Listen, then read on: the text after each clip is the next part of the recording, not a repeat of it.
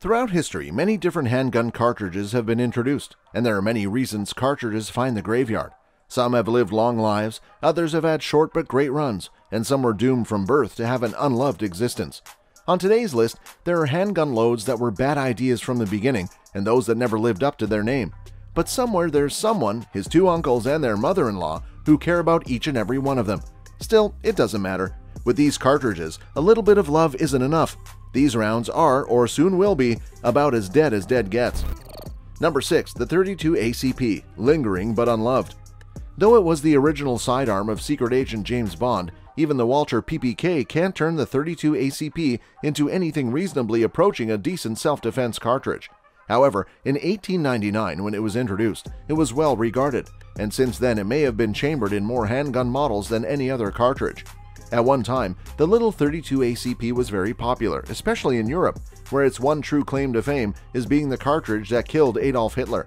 But in 1908, when the 380 ACP was introduced, it began putting nails in the 32 ACP's coffin. Today that coffin is well sealed and all but buried. James Bond has moved on to other handguns and cartridges, and the rest of the world should follow his lead. Number 5. The 25 Auto, better off with a shovel. John Browning is possibly our greatest firearms designer. Not only did he give us the 1911 pistol, the 1894 Winchester rifle, and the Browning Auto 5 shotgun, he's also responsible for the 45 Auto and 50 BMG cartridges.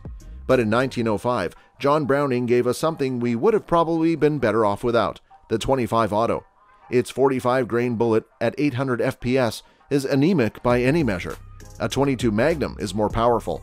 My grandfather told me that back during Prohibition, when he was running Shine, he watched a man empty a magazine of 25 auto ammo into another man's torso. That other man then went to his truck, got a shovel, and used that shovel to beat his attacker to death. And there you have it. You're better off with a shovel than a 25 auto. It wasn't a good idea 116 years ago, and nothing has changed.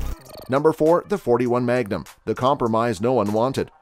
Introduced in 1964, the 41 Magnum was intended to be the ideal hunting handgun cartridge. It was also thought that cops who couldn't handle 44 Magnum recoil would find it more appealing than the 357 Magnum. With support from the great Elmer Keith, the 41 Magnum was supposed to bridge the gap between the 357 and 44 Magnums. Though a few police departments adopted it, and a handful of hunters seemed to love it, it never fully developed any mass appeal.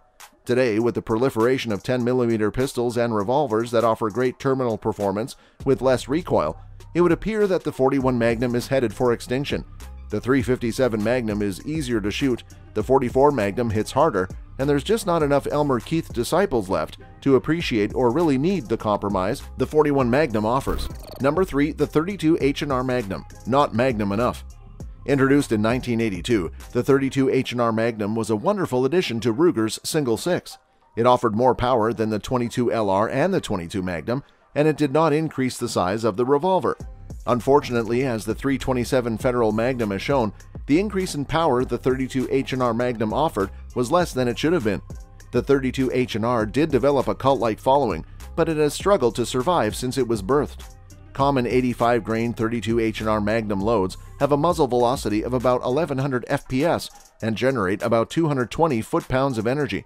By comparison, a 100-grain 327 Federal Magnum load has a velocity of about 1500 FPS and will generate 500 foot-pounds of energy.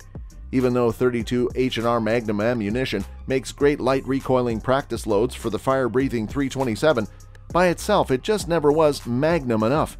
Since it's based on the 32 S&W long, maybe a better name for it would have been the 32 Extra Long.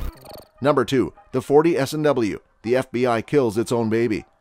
A 1986 shootout in Miami left the FBI looking to swap the 9mm for another duty cartridge.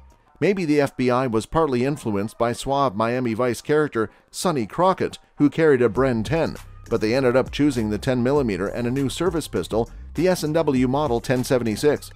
Ultimately, the Bureau had issues with the Model 1076, and they settled on the 40 S&W, which is essentially a 10mm short. This new 40 caliber cartridge could use high-capacity magazines like a 9mm and hit hard like a 45 auto.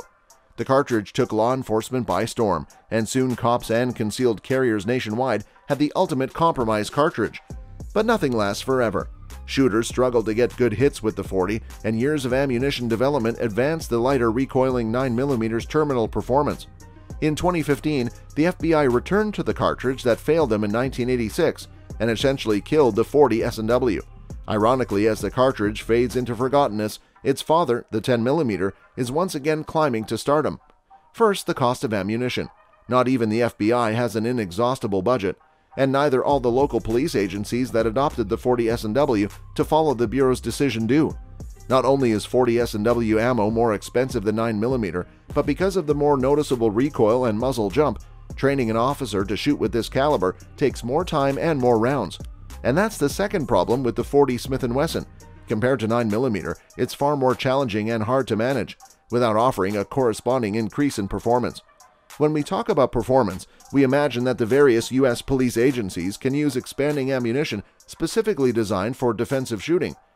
Over the last few decades, the performance of defensive bullets designs has increased, so today expanding 9mm bullets are considerably more effective than those on the market 30 years ago. The FBI also conducted tests by having some operatives perform shooting drills with both 9mm and 40 caliber pistols. The result, quite obviously, was that most shooters fired faster and more accurately with the 9mm.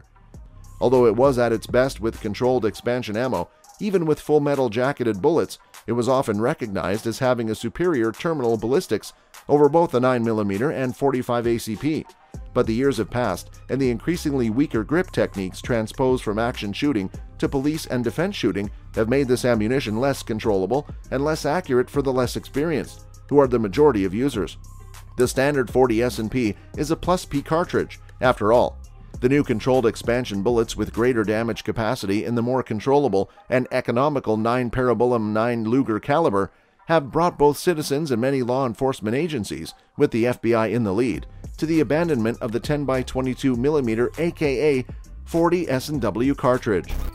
Number 1. The 45 Gap, a case of drunken engineers.